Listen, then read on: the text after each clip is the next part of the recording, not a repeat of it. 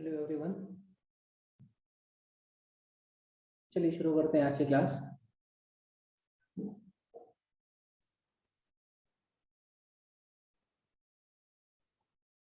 आज थोड़ा सा मैंने ये पीडीएफ में थोड़ा चेंजेस किया है। देखते हैं, आप लोग बताइएगा कि ये जो हम लोगों ने आज इनोवेशन किया है ये ठीक है कि नहीं। तो पहली चीज तो आज 24 दिसंबर है और 24 दिसंबर को कंज्यूमर राइट डे के रूप में मनाया जाता है, यानी उपभोक्ता के अधिकार दिवस के रूप में मनाया जाता है। और हम आप सब कंज्यूमर हैं और हमें अपने अधिकारों के लिए जागरूक होना पड़ेगा, और उसके लिए सरकार की एक टैग लाइन है, क्या? जागो ग्राहक जागो। चलिए, भारतीय उद्योग परिसंघ द्वारा जिस आईआईटी संस्थान को इनोवेटिव संस्थानों में प्रथम स्थान मिला है, the IIT which has been ranked first among the innovative institute by the Confederation of Indian Industry, ये है आईआईटी रुड़की। आईआईटी मतलब होता है इंडियन इंस्टीट्यूट ऑफ टेक्नोलॉजी, यानी भारतीय प्रौद्योगिकी संस्थान।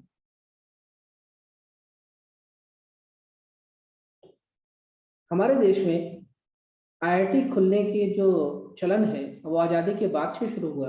इसके पहले इसको इंजीनियरिंग कॉलेज कहते थे।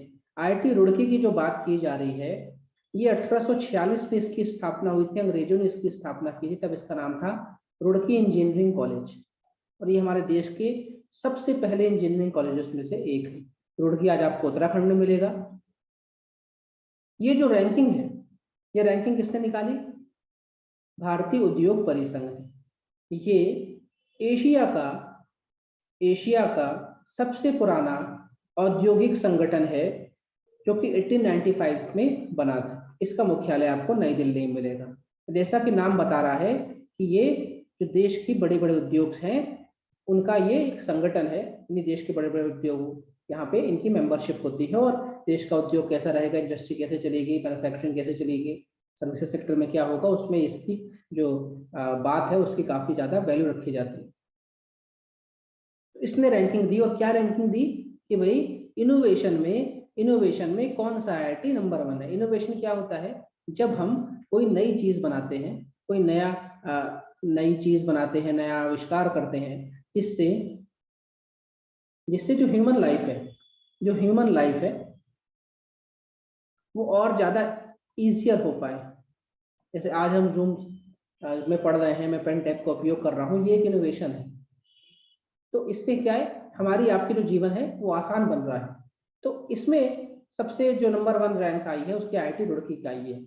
हमारी आज़ादी के बाद जो देश के पहले प्रधानमंत्री थे जवाहरलाल नेहरू, उन्होंने आईआईटी को कहा था कि ये हमारे देश में जो शिक्षण संस्थान है, खासकर इंजीनियरिंग और मेडिकल संस्थान, वो देश के मंदिर हैं। इन्होंने जो देश का इंफ्रा है, जो देश की सड़कें हैं, जो देश के डैम है, उनको भी देश का मंदिर कहा था। और आप देखिए, इसी आईआईटी से बेहतरीन one of the best scholars निकलते हैं। लेकिन दिक्कत वाली बात यह है कि देश के जो बेस्ट माइंड्स हैं वो देश में काम करने के बजाय विदेश चले जाते हैं। और पिछले 5 साल में हमारे देश में से 6 लाख लोगों ने नागरिकता छोड़ के दूसरे बड़े बड़े देशों में वहाँ की नागरिकता ले ली है। तो अभी आपको इस न्यूज़ में ध्यान रखना है कि देश का सबसे पुराना संस्थान जो है इंजीनियरिंग का, वो भी आईआईटी रुड़की है। और इसने CII की जो इनोवेशन रैंकिंग है उसमें पहला स्थान प्राप्त किया है। दुनिया भर में जो देश हैं उनकी भी इनोवेशन रैंकिंग होती है, और वो रैंकिंग निकालता है विपो इनसीड के साथ एक संस्था, इनसीड ये फ्रांस बेस्ड संस्था है, इसके साथ मिलकर निकालता है ग्लोबल इनोवेशन इंडेक्स। और इसमें जो दुनिया भर के देश हैं उनको रैंक किया जाता है कि किस देश में इनोवेशन कितना अच्छा है। तो हम साल दर साल हमारी रैंकिंग सुधर रही है, और अभी हम अंडर 40 में आते हैं। और दुनिया का सबसे ज्यादा इनोवेटिव जो देश है वो है स्विट्जरलैंड। और हम उम्मीद करते हैं कि आने वाले 5 से 10 सालों में हम अंडर 20 तो आएंगे, मतलब हमारे देश में भी इनोवेशन बहुत तेजी से हो रहा है, नई नई चीजें बन रही हैं और हम भी इस रैंकिंग में धीमे धीमे ऊपर चढ़ेंगे।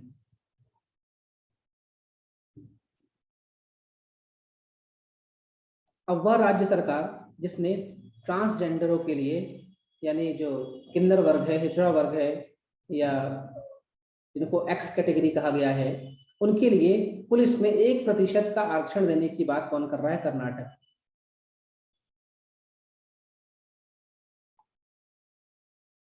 अभी अगर हम आरक्षण की बात करें तो हमारे देश में एससी के लिए जो आरक्षण है वो है 15%, एसटी के लिए जो आरक्षण है वो है 7.5%, और ओबीसी के लिए जो आरक्षण है वो है 27%। कुल मिलाकर कितना हुआ? 49.5%। और ईडब्ल्यूएस जो इकोनॉमिकली वीकर सेक्शन है उनके लिए है 10%। टोटल कितना हुआ? 59.5%।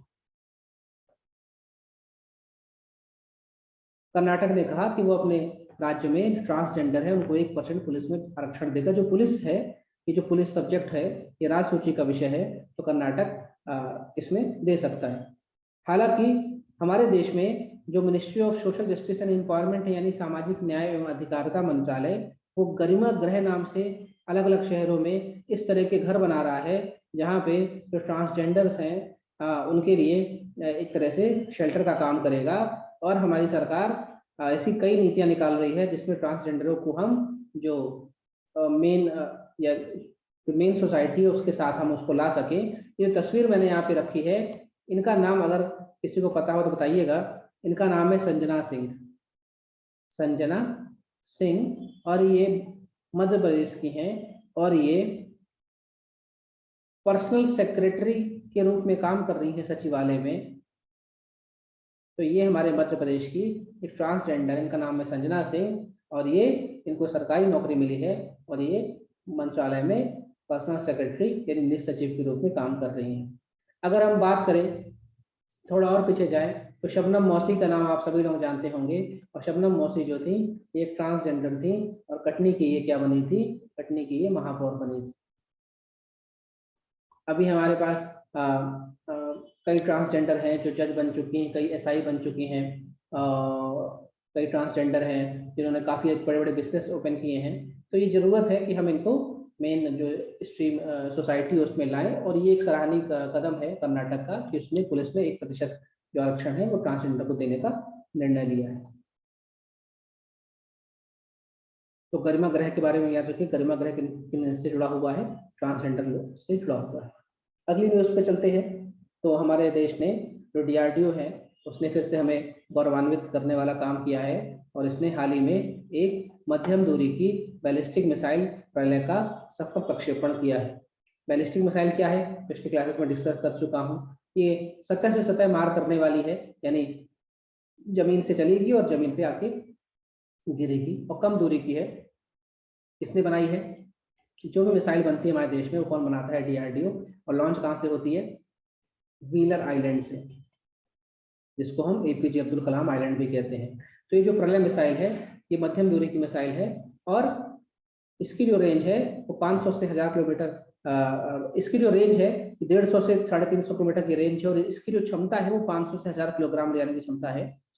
देखिए हमारे पड़ोसी मुल्क चाइना है, पाकिस्तान, इनके साथ हमारे युद्ध हो चुके हैं, दोनों हॉस्टाइल है हमारे को लेकर।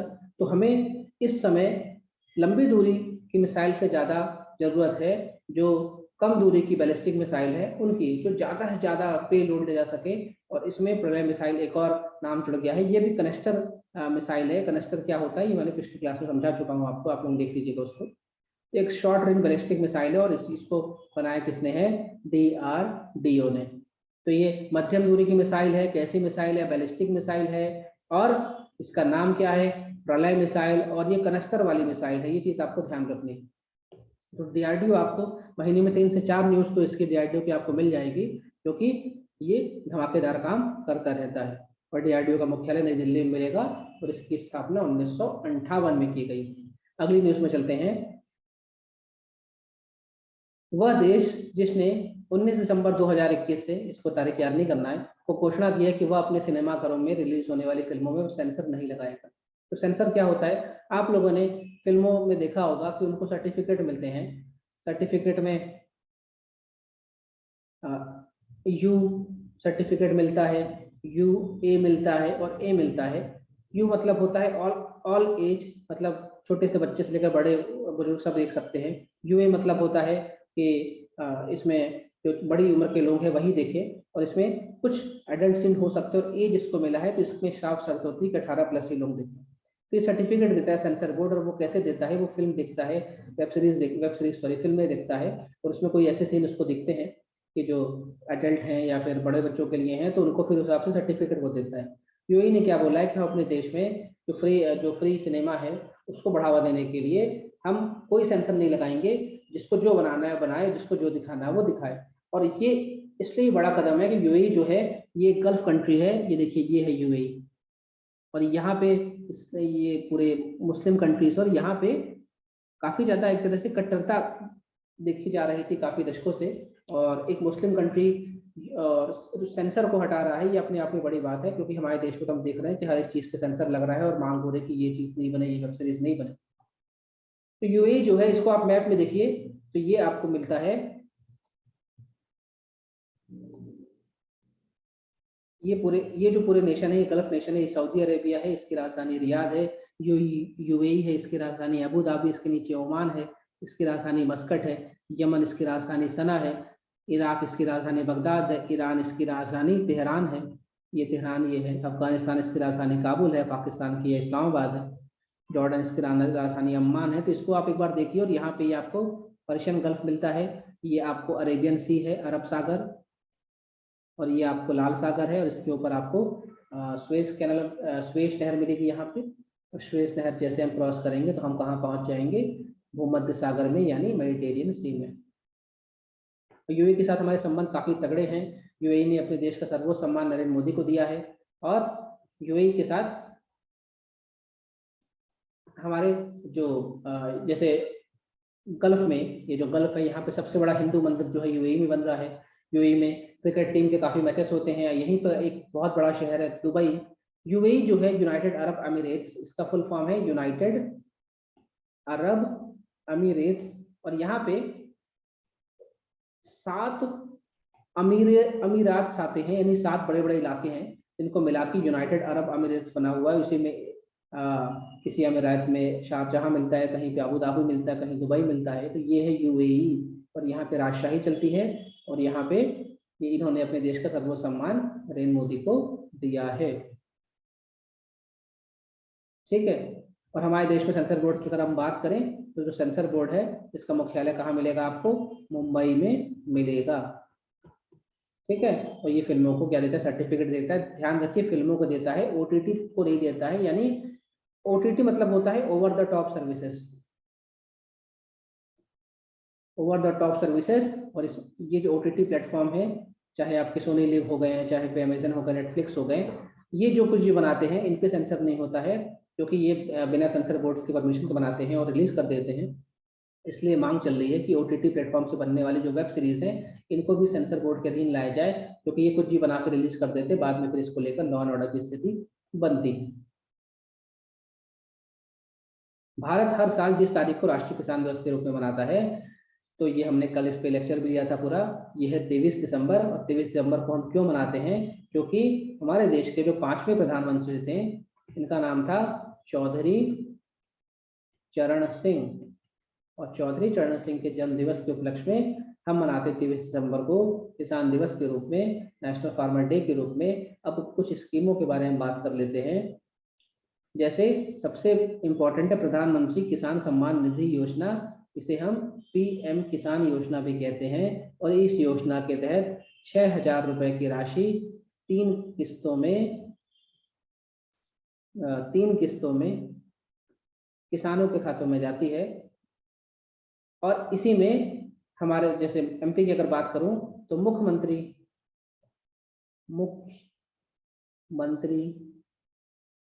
किसान कल्याण योजना भी इसी के साथ जुड़ गई है। और इस योजना के तहत 4,000 रुपए 2 किस्तों में 2-2 हजार करके 4,000 रुपए किसानों को मिलते हैं। मतलब एक एमपीए किसान को 6,000 मिल गए दिल्ली से, 4,000 मिल गए शिवराज से, तो टोटल कितना मिल गया एक साल में प्रति हेक्टेयर 10,000 रुपए। तो ये है पीएम किसान सम्मान निधि योजना, और राज्य में चल रही है एमपी में मुख्यमंत्री किसान कल्याण योजना। फिर प्रधानमंत्री किसान मानधन योजना, इसमें भी किसानों को पैसे मिलते हैं। प्रधानमंत्री फसल बीमा योजना, तो यहाँ पे उनकी जो फसलों का बीमा किया जाता है, और अगर किसी भी आपदा आने के कारण या फसल खराब होने के कारण फसल या बारिश नहीं हुई या फिर कुछ भी हुआ जिससे फसल खराब हो गई, तो उनको इसका हर्जाना मिलता है। फिर किसान क्रेडिट कार्ड स्कीम, इसमें किसानों को उनकी जमीन के हिसाब से, उनकी उपज के हिसाब से बैंकों द्वारा क्या मिलता है, क्रेडिट कार्ड मिल जाता है, जिसमें ब्याज दर काफ़ी कम लगती है, और वो अपनी जो जरूरतें हैं, खासकर किसानी को जो जरूरतें हैं उसको पूरा कर सकते हैं। फिर पशु किसान क्रेडिट कार्ड मिलता है, पशुओं के हिसाब से क्रेडिट कार्ड मिलता है। परंपरागत कृषि विकास योजना, प्रधानमंत्री किसान सिंचाई योजना, इसका जो नारा है वो क्या है, हर बूंद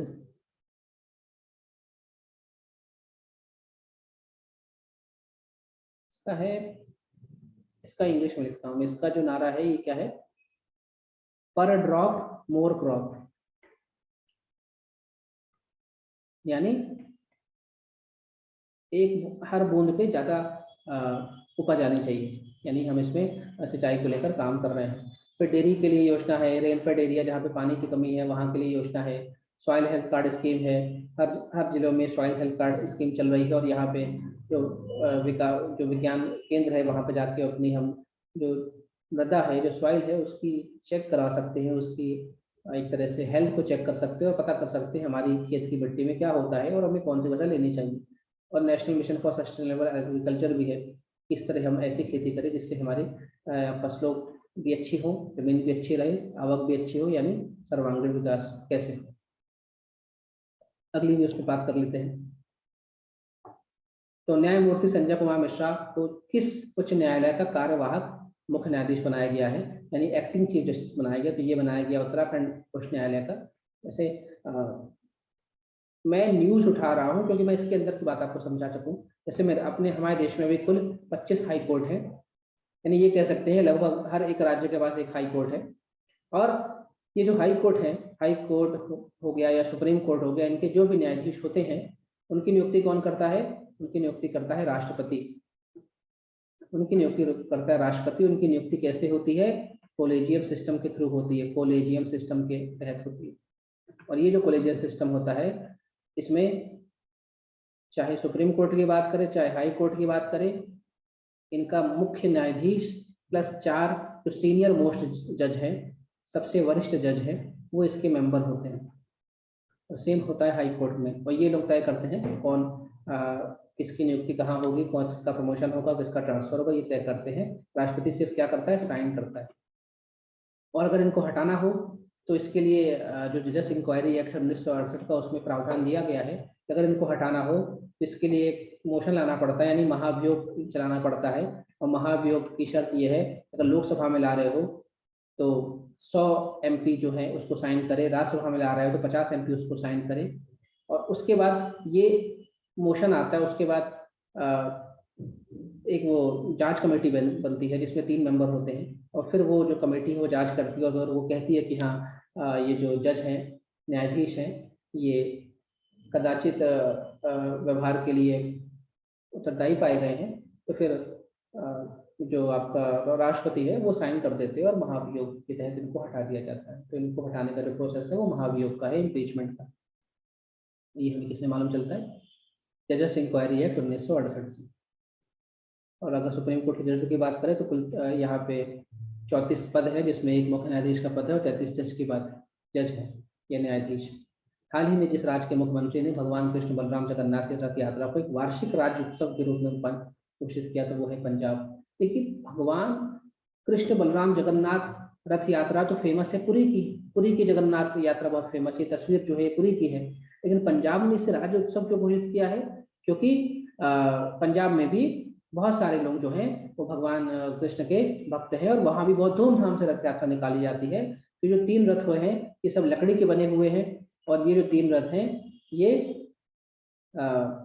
भगवान जगन्नाथ यानी कृष्ण या विष्णु कह लो, और इनके बड़े भाई बलराम और इनकी बहन सुभद्रा, इन दोनों का ही लकड़ी से बने हुए रथ हैं और इनको लोग खींचते हैं, और इसको हम कहते हैं रथ यात्रा, और ये दुनिया भर में फेमस है। और इसको जो पंजाब के मुख्यमंत्री उन्होंने अपने राज्य का एनुअल फेस्टिवल के रूप में घोषित किया है। अगली खबर पे चलते हैं। तो हुरून रिसर्च इंस्टीट्यूट ने एक रिपोर्ट जारी की जिसमें बताया कि अमेरिका और चीन के बाद भारत में यूनिकॉर्न कंपनियों जो हैं वो तीसरे नंबर पर पहुंच गया है। यूनिकॉर्न कंपनियां क्या होती हैं, और भारत अमेरिका और चीन के बाद तीसरे नंबर पर पहुंच गया है। तो भारत ने अभी अभी ब्रिटेन को पीछे किया है। देखिए, जब कोई कंपनी $1 बिलियन का उसका क्या हो जाए, नेटवर्थ हो जाए, $1 बिलियन का उसका नेटवर्थ हो जाए, यानी मोटे तौर पे कहें तो अगर 76 रुपये अभी माने तो 7,60,000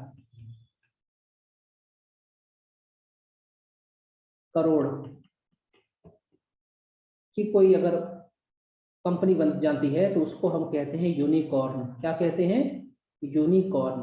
यानी $1 बिलियन का अगर कोई कंपनी बन जाती है उसे हम यूनिकॉर्न कहते हैं।